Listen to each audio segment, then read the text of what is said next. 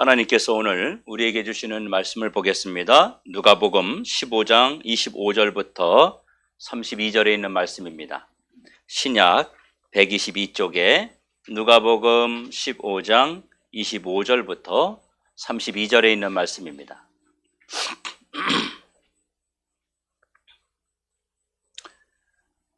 누가복음 15장 25절부터 32절의 말씀을 한 절씩 교독하도록 하겠습니다. 마다들은 밭에 있다가 돌아와 집에 가까이 왔을 때에 풍악과 춤추는 소리를 듣고 대답하되 당신의 동생이 들어왔음에 당신의 아버지가 건강한 그를 다시 맞아들이게 됨으로 인하여 살찐 송아지를 잡았나이다 하니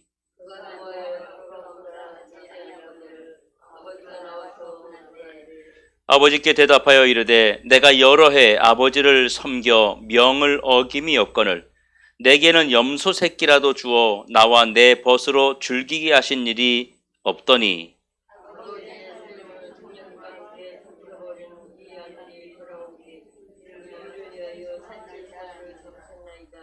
아버지가 이르되 예 너는 항상 나와 함께 있으니 내 것이 다 내 것이로되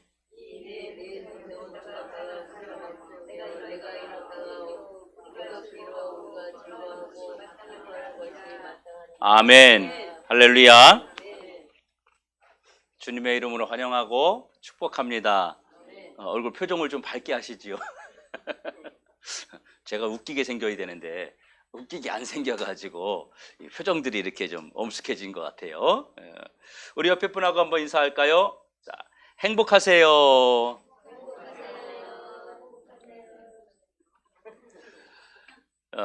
여러분 누가복음 15장은요. 잃어버린 것들에 대한 비유를 말씀하고 있습니다. 잃어버린 양에 대한 비유, 그리고 잃어버린 드라크마에 대한 비유, 그리고 오늘 본문인 잃어버린 아들 비유입니다. 우리 지난주에는 이 탕자의 비유, 누가복음 15장에서 작은 아들에 대한 이야기로 하나님 말씀을 전했습니다. 여러분 흔히들 이 누가복음 15장 바로 탕자의 비유라고 말합니다. 탕자는 아버지에게 아주 불편한 아들, 아버지의 가슴을 아프게 했던 그 아들이었습니다. 둘째 아들 탕자는 아버지에게 유산을 받아가지고 멀리 이웃 나라에 가서 신나게 띵까띵까 하면서 먹고 놀고 쓰고 그저 아버지의 간섭을 받지 아니하면서 자유롭게 마음껏 살다가 그 나라에 흉년이 들어서 결국은 있는 돈 다 허비하고 거지꼴이 되어서 오갈 데 없는 상태로 아버지에게 돌아왔습니다. 이런 아버지는 이 작은 아들이 돌아왔을 때에 거지꼴을 하고 다 무너진 상태로 돌아왔을 때에 아무것도 묻지 않고 그를 그냥 끌어안아 주셨어요. 그리고 아버지는 돌아온 것도 고맙다, 살아서 온 것도 고맙다, 아버지 곁으로 다른 데 안 가고 아버지 곁으로 와줘서 고맙다 그러면서 잔치를 베푸는데요. 살찐 송아지를 잡고 옷을 입히고 손에다가 막 가락지를 끼우고 신발을 신기고 막 난리가 났습니다.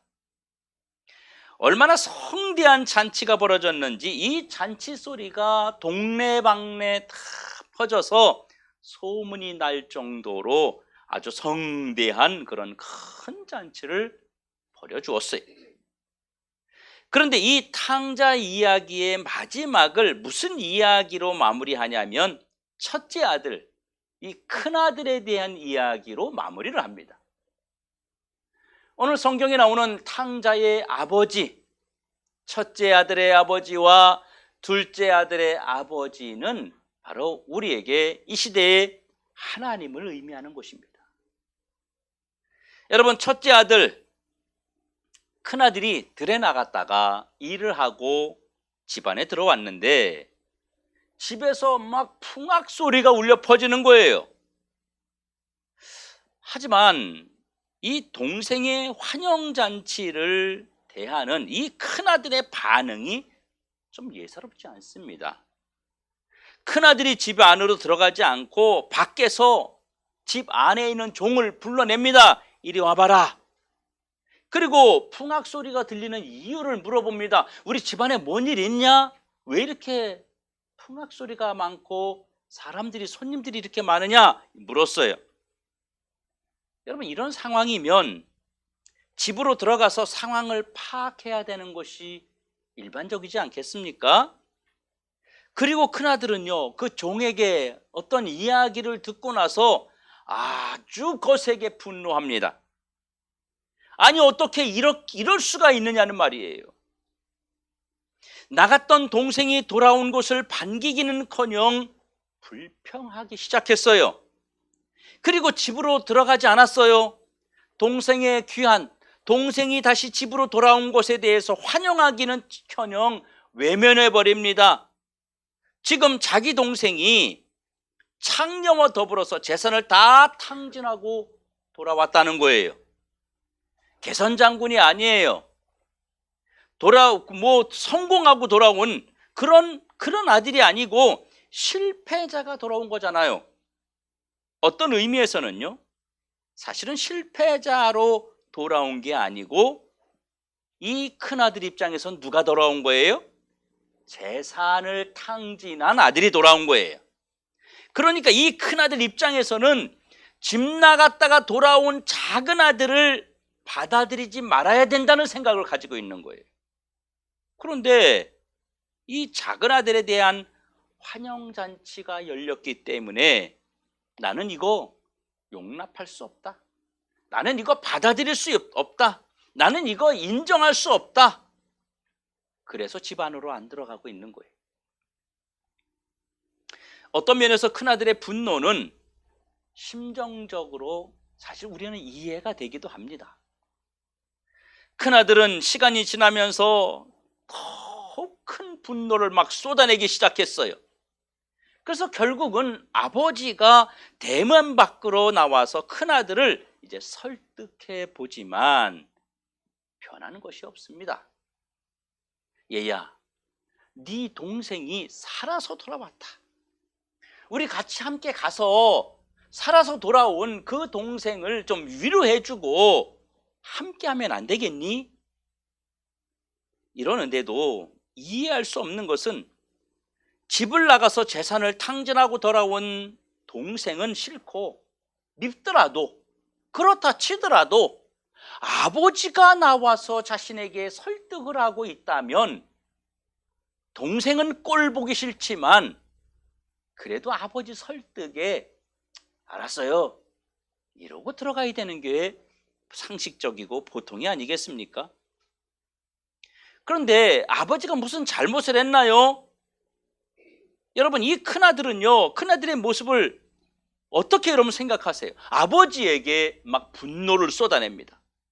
여러분, 이 큰아들의 모습을 보면서 그럴 수도 있다고 생각이 되어지지만 또 한편으로는요, 저렇게까지 할 필요가 있을까? 이런 두 가지 심정을 가질 수 있습니다. 미울 수 있고 정말 열받을 수 있어요. 그런데 나중에 아버지까지 나와서 자초지종을 설명하는데 아버지에게까지 막 불만을 표하면서 아버지에게까지 저렇게 도전하고 아버지에게 반항할 필요가 있을까 하는 것입니다. 우리는 보통 둘째 아들이 탕자라고 생각합니다. 둘째 아들만 나쁜 아들이라고 생각했습니다. 그런데 예수님께서 이 비유를 우리에게 전해주시는 이유는 분명합니다.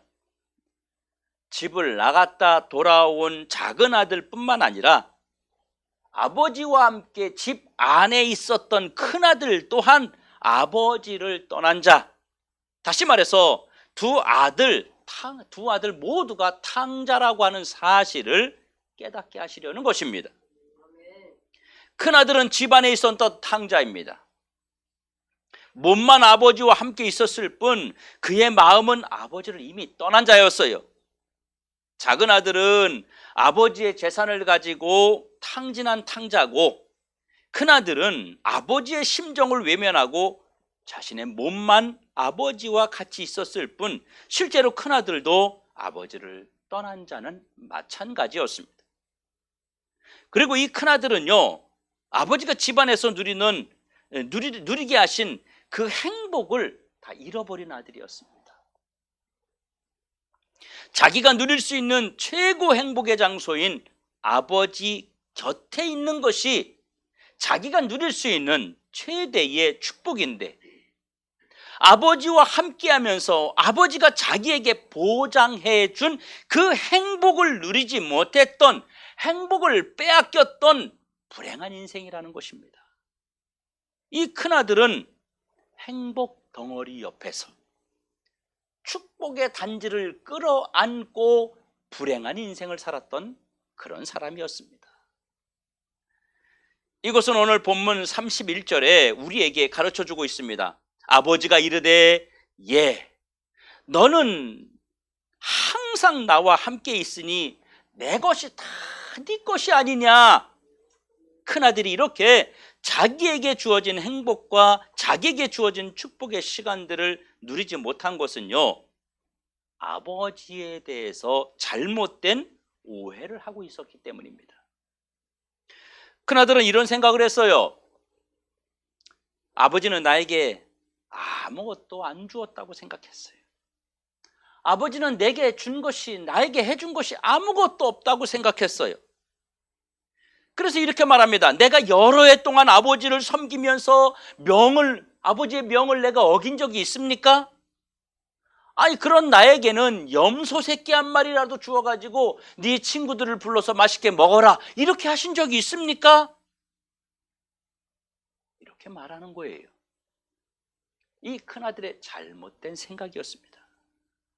그래서 동생을 위해서 잔치를 배설한 아버지를 향해서는 그 섭섭함, 그 막 서운함을 이 안에 있던 걸 감출 수가 없었던 거예요. 하지만 아버지 집에 있는 모든 것은 누구 것? 아들의 것이었습니다.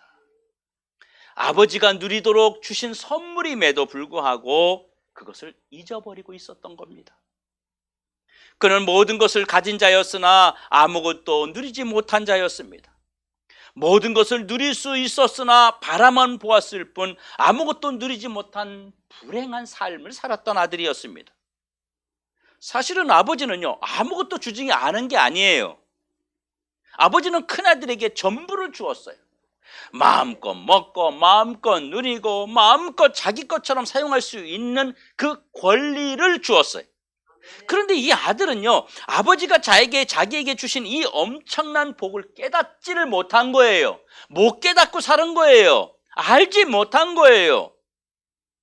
그리고 그는 자신의 불행을 아버지 탓으로 돌리고 서운한 감정을 품고 살다가 지금의 맛을 막 쏟아내고 있는 겁니다. 또 하나, 아버지는 자기에게 아무 관심이 없다고 생각했어요. 아버지는 나에 대해서 관심이 없어, 이렇게 생각을 했어요. 나와 내 벗을 위해서 염소 새끼 한 마리라도 주신 적이 있습니까? 이렇게 아버지를 대적했어요. 아버지는 나에게 평소에 관심이 없었다는 거예요. 그런데 아버지는 이 아들이 아버지에 대한 잘못된 생각을 가지고 있었음을 또 한 번 말씀해 주고 있습니다. 아버지 집에 있는 것, 이 모든 것을 누리지 못한 것은 너의 문제고 나는 너에게 모든 것을 쓸 수 있는 권한을 주었다고 말합니다. 아버지는 내가 친구를 불러오든 밥을 먹든 고기를 먹든 떡을 먹든 마음대로 할 수 있는 자유를 주었는데, 내가 하지 말라고 한 적도 없고 너에게 뭘 내가 제지한 적도 없는데 너는 스스로가 안 했다는 거예요. 다시 말해서 누리지 못한 것은 아들의 문제라는 것을 지적하고 있는 것입니다. 모든 것을 가졌지만 아무것도 누리지 못한 아들, 모든 것을 소유했지만 가장 가난하게 산 아들이 바로 큰 아들이었던 것입니다. 왜 그랬을까요? 이렇게 큰아들이 아버지에 대한 잘못된 생각을 가지고 자기 집안에서 불편한 마음을 가지고 살 수밖에 없었던 이유가 있습니다. 자기 동생에 대한 질투심이었습니다. 이 질투심이 어디서 나온 거냐면요, 낮은 자존감에서 나온 겁니다. 큰아들은 극적으로 자기의 살아온 그 동생에 대해서 아버지와 사람들의 환대에 질투를 느끼고 있는 거예요. 자신은 한 번도 받아보지 못한 대접이라고, 그런데 동생은 받고 있다고 불평하며 노골적으로 지금 분노하고 있습니다. 상식적으로 자기 동생이 돌아왔으면 환영하고 안아주고 같이 하는 것이 마땅한데, 오히려 동생이 다른 사람들로부터 환영받는 것을 질투했다는 것은 이 큰 아들 속에 나보다 남이 잘 되는 것, 나보다 못 돼야 되는 사람이 나보다 더 잘 되었을 때 견디지 못해 하는 열등의식, 비교의식, 낮은 자존감으로 인해서 큰아들이 망가지고 있다는 사실을 가르쳐주고 있는 것입니다. 여러분, 이 낮은 자존감은요, 쉽게 치료되지 않아요. 잘 치료 안 돼요, 이거. 이 낮은 자존감을 가진 사람들의 특징이 몇 가지가 있는데요. 여러분, 이 자존감이 낮은 사람은요, 자존감이 높은 사람은요, 자기 스스로를 가치 있는 존재로 여깁니다. 그리고 부정적으로 여기지 않는 것이, 자기 자신에 대해서 부정적으로 여기지 않는 것이 자존감이 높은 사람이에요. 자신을 사랑하는 감정에, 자신을 사랑하고 아끼는 감정의 정도를 볼 수 있는 것이 그 사람의 자존감입니다. 그와 반대로 자존감이 낮은 사람은요, 자신보다 다른 사람의 시선과 평가에 의존합니다. 스스로 자신을 인정하기보다는요, 다른 사람을 통해서 자신의 존재감을 확인하고 싶어 합니다. 늘 자기는 누군가로부터 소외당하고 있다는 생각을 버리지 않아요. 아버지는 날 좋아하지 않아. 아버지는 나에게 관심이 없어. 아버지는 나에게 아무것도 안 해줬어. 아버지는 이렇게 누군가로부터 소외당하고 있다는 생각을 해요. 누군가가 자기보다 더 인정받을 때, 누군가 자기보다 더 인정받는다고 생각되었을 때 막 견디지 못하는 거예요. 그래서 낮은 자존감에 시달리는 사람들은요, 분노 조절이 잘 안 됩니다. 이 분노 조절이 잘 안 돼서 자기가 가지고 있는 이 낮은 자존감을 시도 때도 없이, 상황에 관계없이 이 분노를 표출합니다. 그리고 이 극단적인 경우에는요, 이 낮은 자존감 때문에 분노 조절이 안 되는 경우에는요, 폭력이나 강압적인 행동으로 변하기도 합니다. 예측 불허의 행동이 나옵니다. 지금 이 큰아들의 낮은 자존감이 바로 이런 문제를 드러내고 있는 것입니다. 제 아는 교회에 부목사님이 한 분 오셨어요.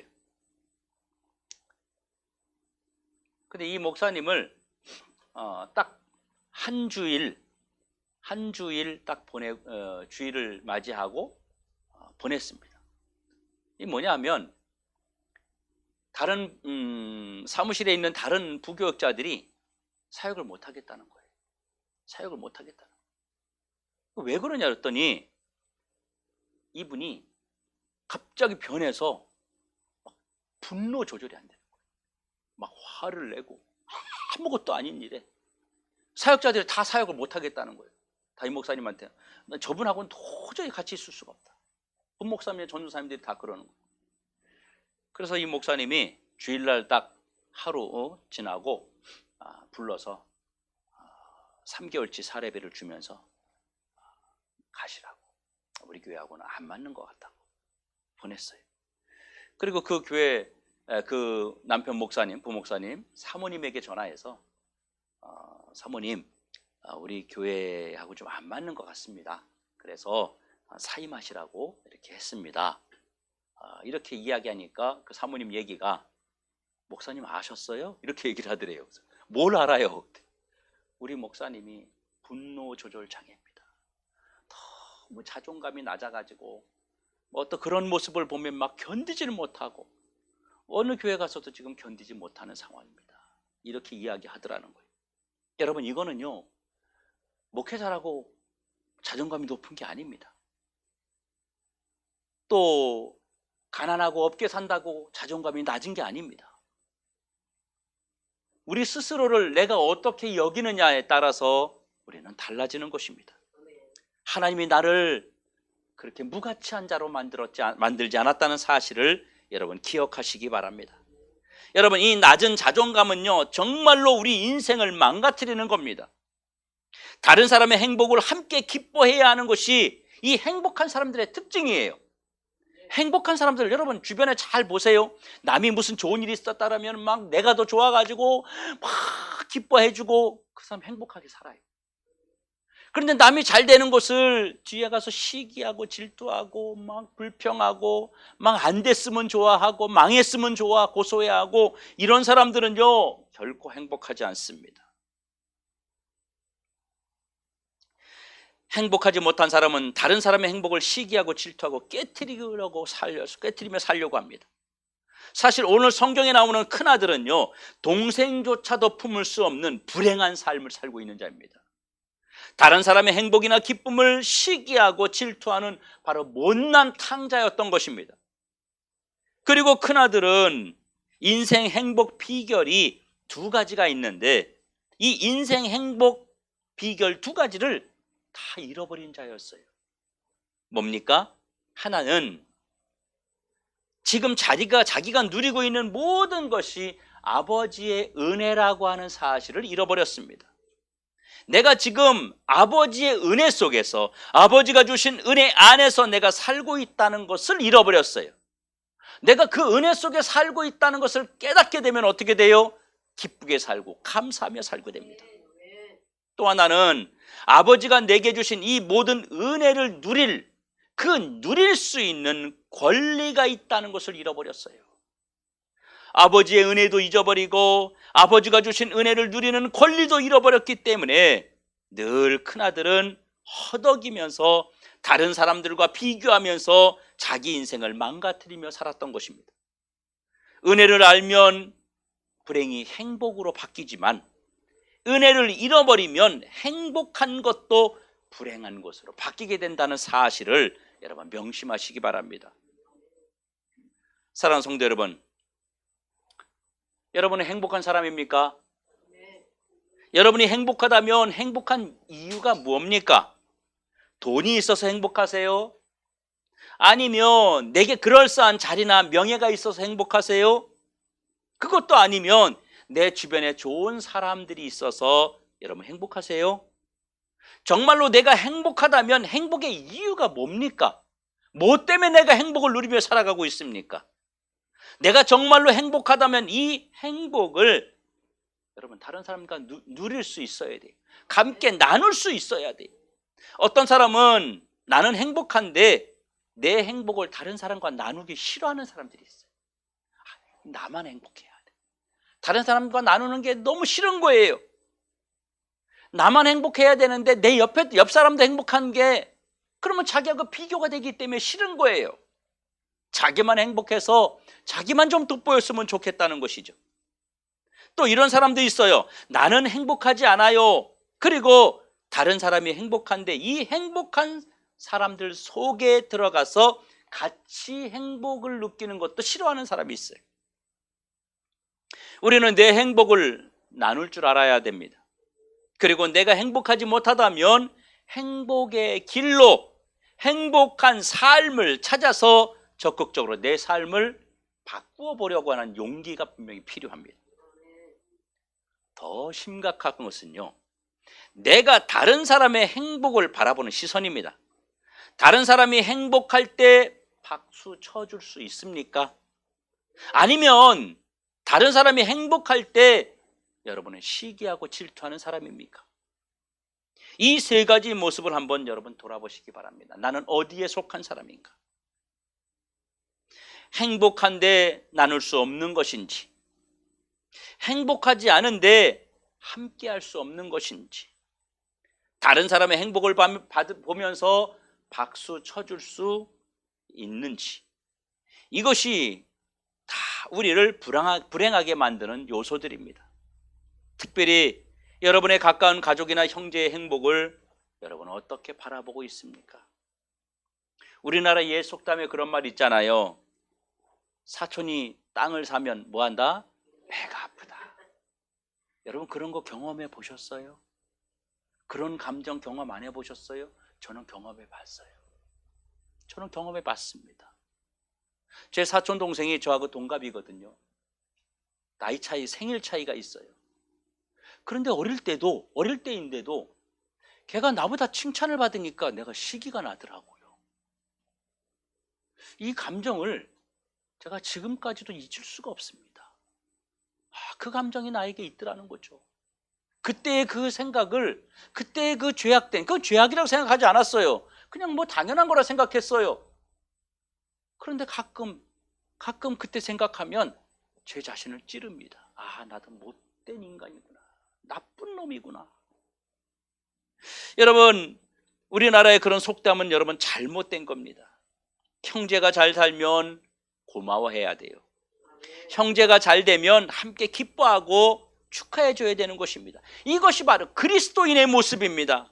평소 내가 가지고 있는 다른 사람에 대한 시선과 감정을 여러분 한번 점검해 보시기 바랍니다. 여러분 행복은 어디에서 시작됩니까? 행복은요, 올바른 관계에서 시작되고 이 올바른 관계에서 행복이 유지된다는 거예요. 누가복음 15장에 나오는 작은 아들과 큰 아들 모두는 아버지와 관계가 삐뚤어져 있었습니다. 두 아들 모두 아버지의 심정을 알지 못했고 아버지의 심정을 외면하며 살았던 자식들입니다. 한 자식은 아버지가 돈이나 주는 자로 그렇게 여기고 살았어요. 또 다른 한 자식은 아버지의 마음에는 전혀 관심이 없었습니다. 성도 여러분, 관계입니다.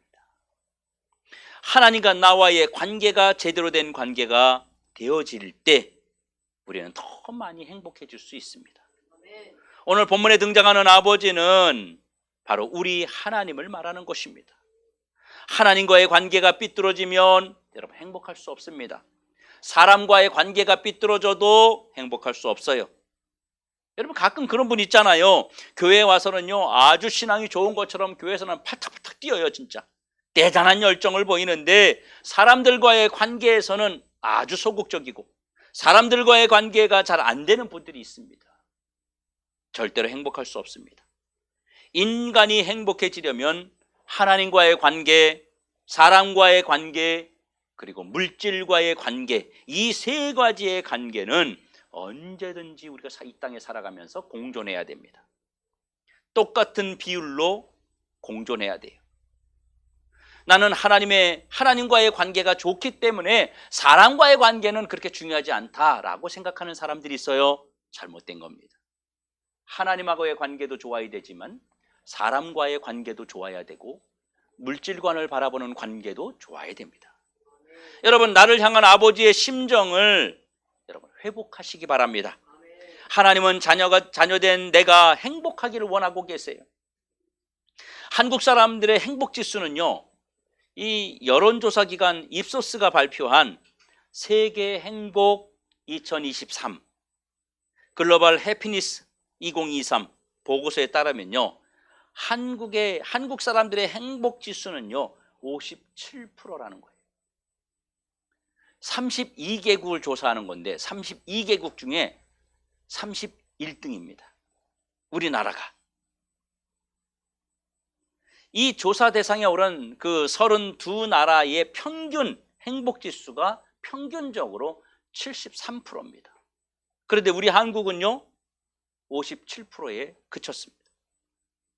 우리가 이런 행복의 관계를 잘 유지하려면 어떻게 해야 돼요? 아주 작은 것부터 감사해야 됩니다. 큰 거 말고요. 아주 조그만 거부터요. 조그만 거부터. 아주 조그만 거부터 감사해야 돼요. 하나님께 감사하고 주변 사람들에게 감사하고 자신에게도 감사하고 아주 조그만 것부터 감사하세요. 제가 우리 아이에게 뭐 진짜 별것도 아닌 걸 보면서 아이고 진짜 대단하다. 어휴, 진짜 대단하다. 이러거든요. 그러면 저희 아내는 옆에서 보고서 웃습니다. 웃어요. 그걸 당연한 걸 얘기한다는 거지. 근데 내가 볼 때는 안 당연한 거예요. 조그만 거 하나도 너무너무 신기하고 너무 이쁜 거예요. 여러분, 그러면 아이를 바라보는 자체가 어때요? 그냥 행복한 거예요. 그냥 집안에 있어서 이렇게 텔레비 보고 있는데 애가 쓱 지나가요. 그러면 눈이 텔레비에 드라마나 뉴스 보고 있다가 그걸 보는 게 아니라 애한테 가는 거예요. 이렇게 따라가는 거예요. 애는 그러죠. 부담스럽다고. 그런데도 그냥 히히히 그리고 행복한 거예요. 작은 거. 여러분, 옆 사람에게, 우리 주변에게, 우리 성도들에게 서로 뭐 어떤 일이 있으면 그 작은 것부터 감사하시기 바랍니다. 하나님에게도 하나님이 나에게 주신 것 아주 많은 것 중에서도 아주 작은 것부터 감사하세요. 하나님, 내가 아침에 눈을 뜨게 해주셔서 감사하고요, 호흡할 수 있어서 감사하고요, 속을 썩이지만 그래도 이 자식이 내 자식이어서 감사하고요. 그리고 여러분, 자신을 축복하세요. 나는 행복한 사람입니다. 오늘도 하나님은 나에게 행복한 삶을 허락하셨습니다. 여러분, 이것만큼 여러분을 행복하게 하는 게 어디 있어요? 그렇죠. 모든 것에서 행복을 느끼는 것, 작은 것부터 여러분 감사하세요. 어떤 이발소 문 앞에 이런 문구가 쓰여져 있었습니다. 오늘은 현금, 내일은 공짜. 이런 문구가 써 있었어요. 오늘은 현금, 내일은 공짜. 이 사람이 머리 자르러 갔다가 이발하러 갔다가 안 자르고 집으로 갔어요. 내일 와야 되겠다. 아침에 일찍. 그래, 아침에 일찍 일어나자마자 씻고서 준비해서 딱 왔어요. 그랬더니 거기 또 써 있는 거예요. 오늘은 현금, 내일은 공짜. 그러니까 매일 뭐예요? 매일 현금이란 얘기잖아요. 돈 받는다는 얘기잖아요. 여러분, 오늘이 행복해야 됩니다. 여러분, 내일보다 오늘이 행복해야 진짜 행복해지는 겁니다. 여러분도 더 많이 행복해서 여러분들의 얼굴이 행복해지고 삶이 행복해지고 여러분 주변에 행복 바이러스를 퍼뜨릴 수 있는 그런 축복의 더드림 교회 사랑도들이 되시기를 주님의 이름으로 축원합니다. 여러분, 옆에 계신 분 한번 인사할까요? 나는 행복합니다. 당신도 행복하세요. 기도하겠습니다.